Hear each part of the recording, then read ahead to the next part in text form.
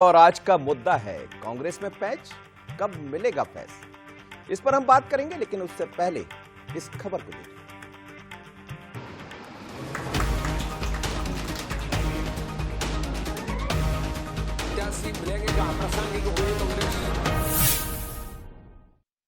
कांग्रेस के पास बताया जा रहा है, खबरों के मुताबिक है, प्रत्याशियों का अध्यक्ष जी टोटा है। प्रत्याशी मिलेंगे कहाँ? प्रासंगिक हो ये कांग्रेस। प्रत्याशी मिलेंगे कहाँ? प्रासंगिक हो ये कांग्रेस। अमरवाड़ा से बीजेपी उम्मीदवार कमलेश शाह के नामांकन में पहुंचे बीजेपी के प्रदेश अध्यक्ष वीडी शर्मा ने कांग्रेस पर उम्मीदवार चयन को लेकर बड़ा हमला बोला। उन्होंने कांग्रेस को अप्रासंगिक बता दिया। ये तो बीजेपी का वर्जन है, लेकिन प्रत्याशी गोंडवाना गणतंत्र पार्टी ने भी घोषित कर दिया है। देव रावण भला भी डीजीपी के टिकट पर अमरवाड़ा के अखाड़े में ताल ठोकने को तैयार है। अब सवाल ये है कि आखिर कांग्रेस में पैच कहां फंसा है? क्यों कांग्रेस उम्मीदवार के नाम का ऐलान नहीं कर पा रही है? सूत्रों की माने तो नवीन मरकाम कांग्रेस के प्रत्याशी हो सकते हैं। सब पे मंथन हो गया, सबकी राय ले ली गई है और आज रात तक या कल सुबह तक निर्णय हो जाएगा। कांग्रेस अभी प्रत्याशी चयन के लिए मंथन कर रही है, तो बीजेपी और डीजीपी ने मैदान में मोर्चा संभाल लिया है। बीजेपी को उम्मीद है कि अमरवाड़ा में इस बार नया इतिहास लिखा जाएगा।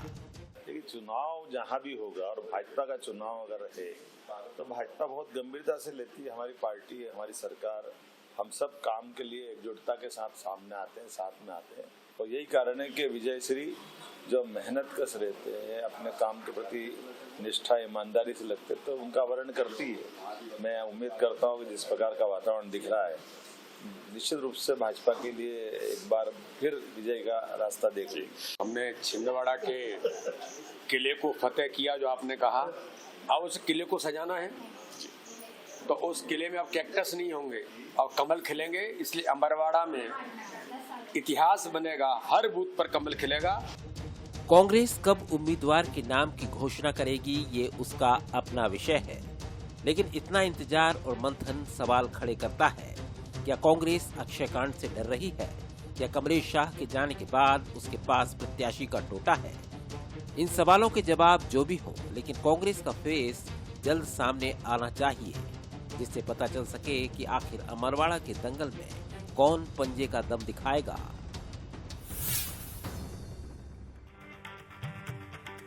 नमस्कार, मैं हूं मनोज सैनी। आज का मुद्दा में आपका स्वागत है और आज का मुद्दा है कांग्रेस में पैच, कहां फंसा पैच।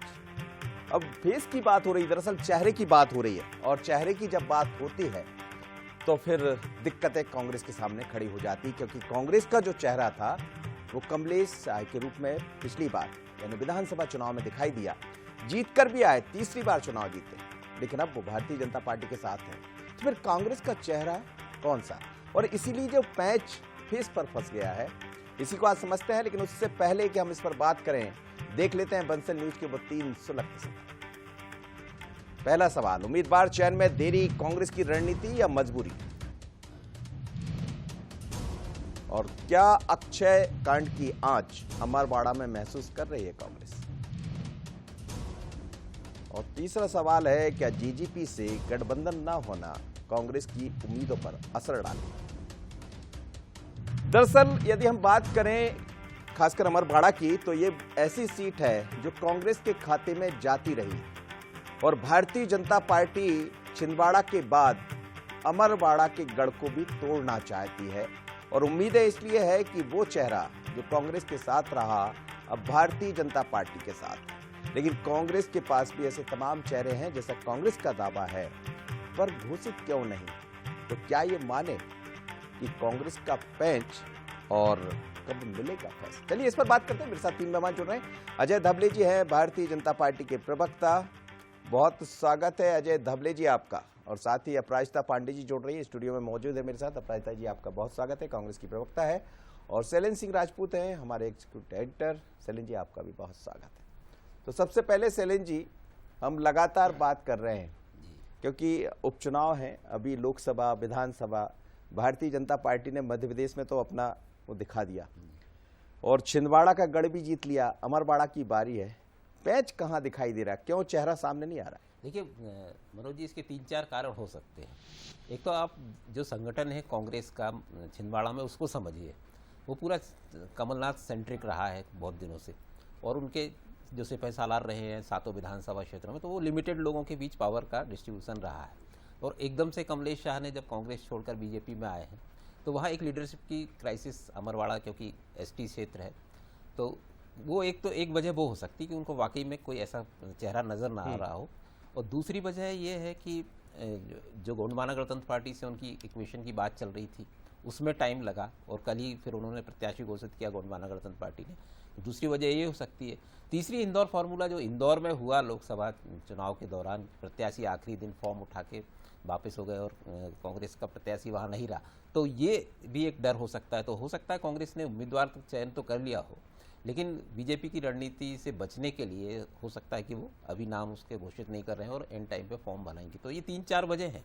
लेकिन देखिए आप, ये कमलनाथ की प्रतिष्ठा से जुड़ा हुआ भी चुनाव है, तो कांग्रेस बहुत फूक के कदम रख रही है, और कहीं ना कहीं उसकी मजबूरी भी है कि प्रत्याशी बहुत मजबूत लाने की कोशिश में है वो। और जिस तरह से खबरें हैं, कुछ समाज के प्रतिष्ठित लोगों से उसने संपर्क किया, चाहे वहाँ के कुछ जो धार्मिक आश्रम वगैरह हैं वहाँ के संतों से बात की है, कुछ रिटायर्ड डीएसपी हैं उनसे भी बात हुई है, लेकिन फिलहाल मुझे लगता नहीं कि वो फैसले पे पहुंच पाए हैं। और अब नाम नवीन मरकाम का आ रहा है, जो छिंदी क्षेत्र के रहने वाले हैं, तो इसके ज़रिए वो क्षेत्र भी, क्योंकि अमरवाड़ा क्षेत्र जो है वो काफ़ी फैला हुआ है। यहाँ से आप पिपरिया की बॉर्डर से लगा लें तो वहाँ अमरवाड़ा तक काफ़ी लंबा चौड़ा क्षेत्र है, तो वहाँ अंदर ही अंदर क्षेत्रीय समीकरण भी बहुत चलते हैं कि छिंदी क्षेत्र से थोड़ा अलग समीकरण है, अमरवाड़ा क्षेत्र में अलग है, हर्रई क्षेत्र में अलग है, तो 3 भागों में हम उसको बांट सकते हैं। तो ये सारे गणित है, इसलिए हो सकता है कि प्रत्याशी के नाम घोषित करने में उनको दिक्कत हो रही हो। जी बिल्कुल, आप ठीक कह रहे हैं। और अपराजिता जी, कहाँ पैंच फंस रहा है? क्या ये माने कि चेहरा नहीं है, जैसा भारतीय जनता पार्टी कह रही? मैं नहीं कह रहा हूँ, ये बीजेपी कह रही कि उनके पास चेहरा नहीं होगा, बचा क्या उनके पास? क्या वास्तव में ऐसी स्थितियां हो गई है छिंदवाड़ा जाने के बाद कांग्रेस की? बिल्कुल नहीं मनोज जी, बल्कि वीडी शर्मा जी अब कह रहे थे आईएनसी अप्रासंगिक हो गई है, चित्रकूट में आप अप्रासंगिक हो गए। बहुत हास्यास्पद लगता है जब कहते हैं कांग्रेस के पास चेहरा नहीं है, कांग्रेस की रणनीति क्या है। आपकी रणनीति क्या है, जनता आज आपसे पूछना चाहती है। आप कब तक इंपोर्ट फ्रॉम कांग्रेस अभियान चलाएंगे? आप क्यों नहीं अपने कैंडिडेट्स विचारधारा पे चुनते हैं?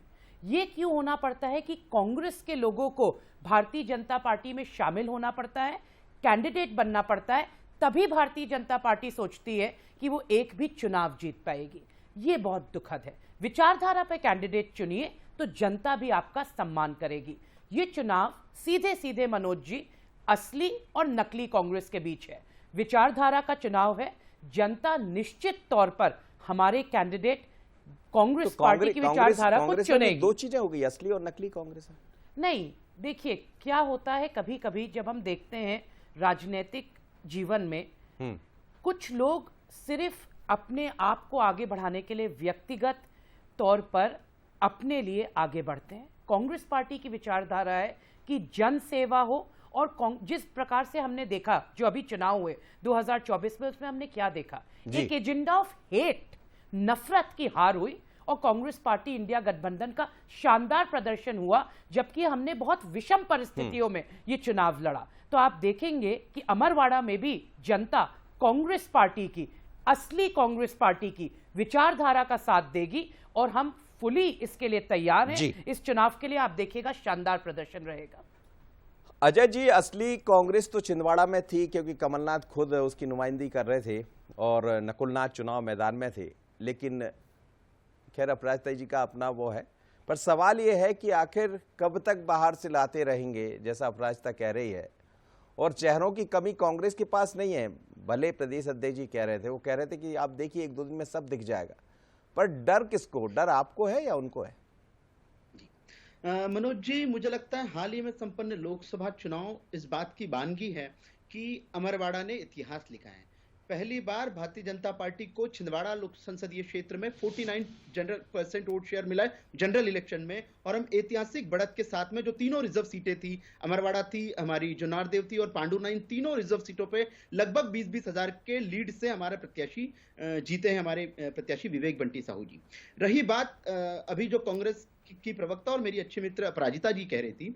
अपराजिता जी, दो बातें बहुत महत्वपूर्ण हो जाती है किसी भी राजनीतिक संगठन को। एक तो होता है आइडेंटिटी और दूसरा होता है आइडियोलॉजी। अब दोनों दिक्कतें कांग्रेस किसके हाथ में क्या है? एक तो आइडेंटिटी का क्राइसिस हो गया है और दूसरा है आइडियोलॉजिकल डायलेमा। अब कांग्रेस से जो नेता अन्य दलों में जाते हैं, चाहे भारतीय जनता पार्टी हो या अन्य दलों में जाते हैं, तो इन्हें लगता है कि देखिए हमारे कार्यकर्ताओं के बल पे या हमारे नेताओं के दल पे अन्य दल खड़े हो रहे हैं। देखिए, कोई भी व्यक्ति राष्ट्रहित की, राष्ट्र निर्माण की और राष्ट्र सेवा की राजनीति करना चाहता है, वो किसी भी अच्छे दल में जा सकता है। भारतीय जनता पार्टी एक प्लेटफॉर्म मात्र है, उसको राष्ट्र सेवा के प्लेटफॉर्म प्रोवाइड कर रही है। फिर वो कांग्रेस से क्यों ना आए हो, लेकिन उसका उद्देश्य अगर साफ है कि उसको देश हित में कुछ कार्य करना है, भारतीय जनता पार्टी एक निमित्त मात्र है। रही बात कमलेश शाह जी की, तो इसी लोकसभा के चुनाव में अमरवाड़ा की जनता ने जो कमलेश शाह जी को नाथ परिवार द्वारा गद्दार और बिकाऊ कहा था, उसका बदला 16,000 वोटों की बंपर लीड के साथ में भारतीय जनता पार्टी को जो उस विधानसभा क्षेत्र में मिली है, उससे यह स्पष्ट कर दिया है कि भारतीय जनता पार्टी ने उस क्षेत्र का समग्र विकास किया है। अमरवाड़ा की जनता कमलेश शाह जी के साथ में विधानसभा के चुनाव में भी थी, लोकसभा के चुनाव में भी थी और अभी जो उपचुनाव होने जा रहा तब भी है। रही बात कांग्रेस के वर्तमान परिस्थितियों में प्रत्याशी की, तो हमसे 4-5 प्रत्याशियों के नाम घूम रहे हैं, लेकिन हम ये देख रहे हैं कि कांग्रेस आज भी प्रत्याशी घोषित करने से इसलिए डर रही है कि कहीं ना कहीं उसे ये डर है। नहीं, डरा तो आप रहे ना सर, आपने डरा दिया। आपने जो इंदौर में किया, जैसा उनका आरोप लगता रहा, उनको डर लगता होगा, हो सकता है कि फिर इंदौर जैसी कोई बात हो जाए। हालांकि ये विश्वास की बात है, कांग्रेस को भी अपने व्यक्ति पर विश्वास होना चाहिए और वजह ये नहीं होगी, मुझे ऐसा उम्मीद है, वो ये चाह रहे होंगे कोई अच्छा ऐसा व्यक्ति आए जो टक्कर दे पाए कमलेश शाह को। मनोज जी, लोकतंत्र में चुनाव को लड़ना पड़ता है। आज ही आप देखेंगे भारतीय जनता पार्टी के प्रदेश के अध्यक्ष, हमारे माननीय मुख्यमंत्री जी और हमारे प्रदेश के संगठन महामंत्री, तीनों ने एक साथ प्रवास किया अमरवाड़ा विधानसभा क्षेत्र का और सामूहिक रूप से वहां के कार्यकर्ताओं की बैठक ली। वहां हमारे एक जो दिवंगत जनपद के अध्यक्ष है उनके घर पे गए। उसके बाद में सामूहिक रूप से हमारे प्रत्याशी का फॉर्म भरवाया। जब आपका लीडरशिप आपकी फ्रंट से लड़ती है, तब वहां का कार्यकर्ता, बूथ सशक्तिकरण, सारी चीजें जमीन पे मैं लौटता हूं अजय जी, आपकी बात कोई कांग्रेस की फर्स्ट फैमिली, मनोज जी एक बहुत इंटरेस्टिंग बात, कांग्रेस की फर्स्ट फैमिली जब से चुनाव डिक्लेयर हुए तब से अब तक छिंदवाड़ा नहीं आई है। तो जो छिंदवाड़ा की फर्स्ट फैमिली है, नाथ परिवार, वो छिंदवाड़ा नहीं आ रहा और कैंडिडेट डिक्लेयर करने की बात कर रहा है। यहाँ के पूर्व सांसद जी ने यहाँ के विधायकों को दिल्ली में बैठक के लिए बुलाया।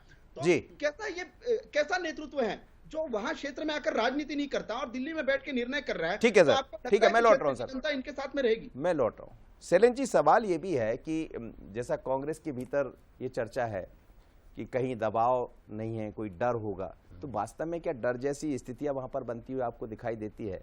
दूसरी बात यह है कि वहां हम जब भी देखते तो कांग्रेस तो वहां से चुनाव जीतती रही। ये बात अलग है कि 24 में तस्वीर बदली और भारतीय जनता पार्टी की तकदीर भी सुधर गई। अमरवाड़ा में जीजीपी के आने के बाद, जीजीपी आज चुनाव लड़ रही है, तय हो गया, उन्होंने भी कर दिया, नामांकन भर दिया, कांग्रेस ने भी भर दिया। लेकिन बीजेपी को मैं देख रहा हूं कि जैसे आज मोहन यादव पहुंच गए, प्रदेश अध्यक्ष वहां थे, फिर वही कि वो 2 कदम आगे तो दिखाई दे रही। ये सब चुनौती नहीं है कांग्रेस के सामने? बिल्कुल चुनौती तो है। और जीजीपी का जहां तक सवाल है, देखिए यहाँ पर जीजीपी कोई वोट काटने वाली पार्टी नहीं है। ये मुख्य धारा की पार्टी है। अगर अमरवाड़ा की बात करें तो आप पूरा अगर 2003 से हम चुनाव देखें और अभी तक के, तो इसने अच्छा खासा वोट लिया है और कई बार कांग्रेस बीजेपी 2018 में तीसरे नंबर पर पहुंच गई थी और 2003 में मनमोहन साहब बट्टी गोंडवाना गणतंत्र पार्टी के चुनाव जीते भी हैं। तो काफ़ी अच्छा वोट परसेंटेज वो लेती रही है और त्रिकोणीय मुकाबला बनाती रही। तो इसलिए उसका इक्वेशन ऐसा नहीं हो सकता कि उसका उपयोग सिर्फ वोट काटने के लिए कांग्रेस कर ले या बीजेपी कर ले, वो मुख्य लड़ाई में भी शामिल हो सकती है। और अगर, जैसा कि हम पहले भी कह रहे थे कि अगर कांग्रेस का प्रत्याशी बहुत कमज़ोर होता है तो ये लड़ाई बीजेपी वर्सेस गोंडवाना गणतंत्र पार्टी भी हो सकती है, क्योंकि बीजेपी ने कोई संकेत दिए नहीं है और मेरे ख्याल से ऐसा हुआ भी नहीं कि गोंडवाना गणतंत्र पार्टी से उसने कोई संपर्क किया हो, क्योंकि वो आत्मविश्वास उसका है कि क्योंकि 3 बार के विधायक जो हैं कमलेश शाह, वो उसके उम्मीदवार हैं और हर्री राज घराने की अच्छी पकड़ है आदिवासियों में, तो वो कॉन्फिडेंट है। लेकिन मनोज जी, यहाँ इक्वेशन थोड़े बदल भी सकते हैं, क्योंकि अगर उन्होंने मुद्दा बना लिया कमलेश पार्टी छोड़ने का और उनको धोखेबाज साबित किया और आदिवासी अस्मिता से इस पूरे चुनाव को जोड़ा, तो बीजेपी के लिए निश्चित रूप से थोड़ा संघर्ष की स्थिति बन सकती है। क्योंकि वहाँ पर ऐसा होता रहा है, जो तासीर है अमरवाड़ा विधानसभा क्षेत्र की, उसमें ऐसे इक्वेशन बनते रहे हैं। जैसे प्रेम नारायण ठाकुर बड़े कद्दावर नेता हुआ करते थे, लेकिन एक बार वो भी तीसरे नंबर पर पिछड़ गए थे क्योंकि ऐसा ही कोई मुद्दा उछल गया था। तो वहाँ पर भी लड़ाई ऐसी एक तरफा होगी ऐसा कहा नहीं जा सकता। और कमलनाथ जैसे फिर व्यक्ति वहां बैठे हैं, उनको हार का वो भी है कि वो हारे हैं वहां से, तो स्वाभाविक है कि अमरवाड़ा में उसकी बराबरी भी करना चाहिए। बिल्कुल। और ये पूरा चुनाव मनोज जी समीकरणों का चुनाव है, जहाँ पे दल बदल होता है, कोई मुद्दा नहीं है, मुद्दा खुद प्रत्याशी हो जाता है और वो किस दिशा में जाती है, फिर बात इमोशनल इश्यूज होते हैं, तो वो रिजल्ट फिर कहीं भी जा सकता है। तो इसलिए बीजेपी, आपने देखा होगा कि बीजेपी पूरी ताकत लगा रही, पूरी रणनीति, आज मुख्यमंत्री, प्रदेश अध्यक्ष सभी लोग मौजूद थे और निश्चित रूप से बूथ बूथ पर उनकी नजर है। भोपाल में 2 मीटिंग्स हो चुकी हैं, तो बीजेपी के प्रयास, हालांकि बीजेपी हर चुनाव को वैसे ही लड़ती है, लेकिन निश्चित रूप से अमरवाड़ा में जिस तरह से वो फोकस है, मतलब वो कोई भी ऐसा लूप पॉइंट नहीं छोड़ना चाहेगी कि कांग्रेस को फायदा हो जाए कोई, या गणतंत्र। बिल्कुल आप ठीक कह रहे हैं। जनजाति का जो व्यक्ति है वो अस्मिता को बहुत ज्यादा अपने साथ ले लेता है, जैसा आपने कहा, और वो कई बार चैलेंज भी बनता भारतीय जनता पार्टी से। खैर इसका जवाब लूंगा।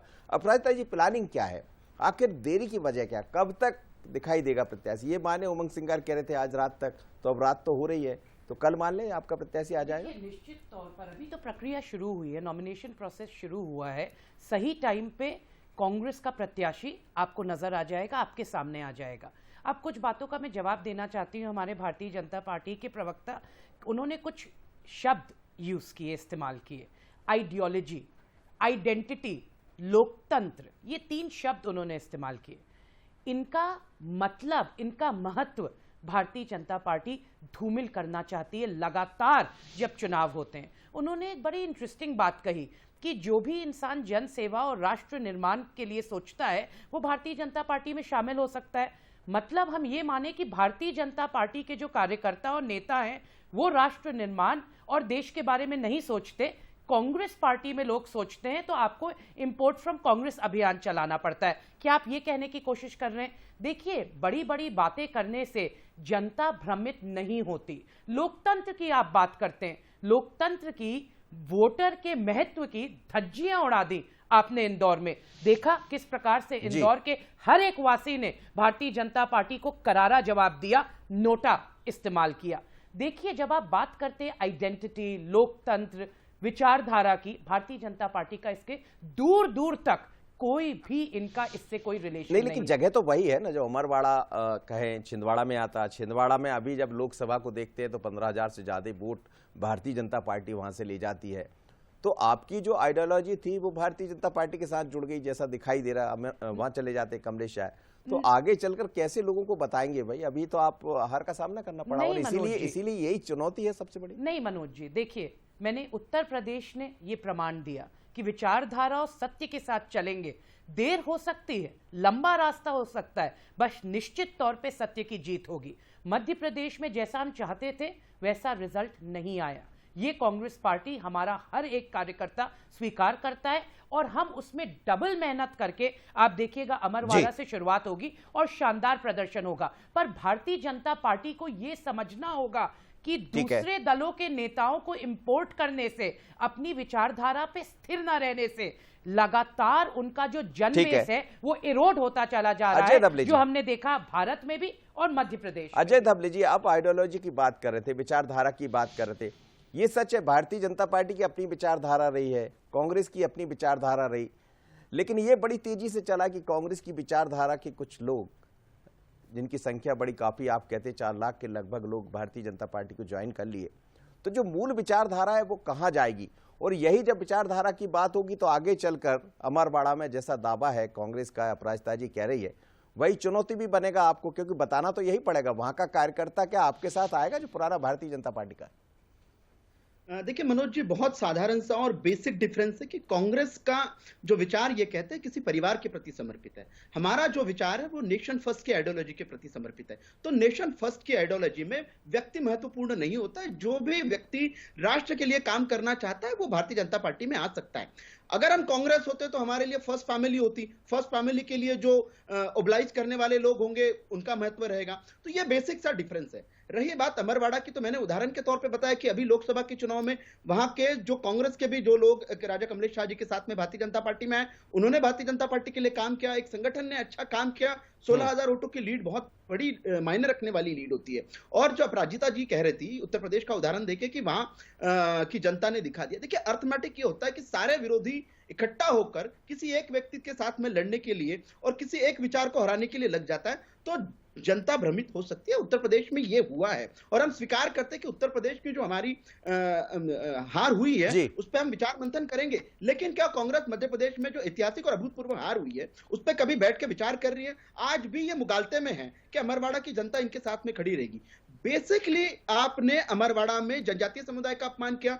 जो परिवार जिसने वहां पे जो वहां का राज परिवार है, जिसने वहां पे समाज सेवा का बड़ा एक महत्वपूर्ण योगदान दिया वहां के विकास में, उस परिवार के एक व्यक्ति को आपके सांसद, पूर्व सांसद जो थे वो गद्दार कह रहे हैं, उनकी पत्नी आपके उन्हें बिकाऊ कह रही है। गद्दार कब कहा? जब वो छोड़कर चले गए तब बात है ना सर। नहीं, मुझे लगता है जो कांग्रेस को छोड़ के जा रहा है, जो नाथ परिवार के छोड़ा है, वो जा रहा है, वो गद्दार और बिकाऊ है। जब ये आपके साथ में था तब ये ईमानदार थे। ये मुझे लगता है राजनीति में ये जो डिफरेंस है इसको हमको पहले इसको डिफाइन करना पड़ेगा कि जो आपके साथ में चलिए सर, लोकतंत्र में मुझे लगता है अमरवाड़ा की बात करें, अमर कोई भी नहीं होता है, क्योंकि अमर तो जनता करती है किसको बनाना है। और ये समझ भी आएगा कि आपकी आइडियोलॉजी के साथ, जब भारतीय जनता पार्टी की आइडियोलॉजी के साथ कांग्रेस की आइडियोलॉजी, मैं इसलिए बात कर रहा हूं, जैसा आपने कहा कि कमलेश शाह वहां शामिल हो गए, तमाम सारे लोग शामिल हो गए, लेकिन क्या जनता इस बार कुछ अलग ढंग से अमरवाड़ा को देखेगी? समझ आएगा सर, लेकिन अभी तो इंतजार है कांग्रेस के प्रत्याशी का। बहुत धन्यवाद आप तीनों मेहमानों का मेरे साथ जुड़े। पर मध्य प्रदेश में एक बार फिर उपचुनाव की दस्तक है और उपचुनाव को लेकर चर्चाएं बड़ी तेज दिखाई दे रही। बड़ी बात यह है कि वो छिंदवाड़ा जो बीजेपी कर नहीं रहा, एक बार छोड़ दिया जाए। अब तो भारतीय जनता पार्टी ने वहां अधिकांश विधानसभा में भी जीत हासिल की है। इसका मतलब ये कि कांग्रेस के सामने चुनौती बड़ी होगी। लेकिन सबसे बड़ा सवाल यही कि आखिर कांग्रेस का प्रत्याशी कब, यानी चेहरा कब? तो इंतजार कीजिए, हमें भी इंतजार है, आपको भी होगा। पर ये मानकर चलिए कि अमरवाड़ा का रण बहुत गजब होने वाला। आज इतना ही, मुझे दीजिए इजाजत। आगे देखिए आज का मुद्दा छत्तीसगढ़। नमस्कार। त्या सीट मिलेंगे कहाँ? प्रासंगिक हुए कांग्रेस